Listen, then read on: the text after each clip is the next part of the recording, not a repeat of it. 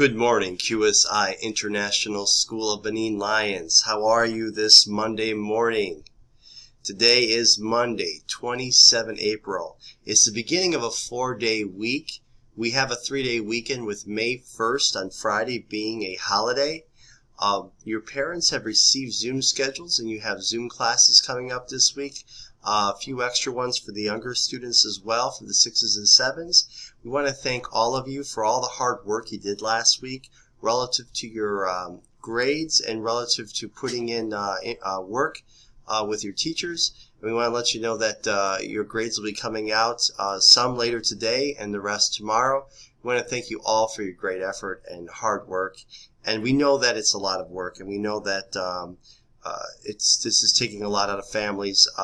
It's like that for many of us, and our teachers would really like to be with you in a classroom, and we can't wait to have that happen again. And we are excited at the prospect of starting off next year back in the school. And I could tell you that from me to all of you that we miss being with you at school, and we hope that all of you are well and finding time to study and grow and to work with your friends online. And we'll continue finding ways to make sure that you can grow and learn until we meet again.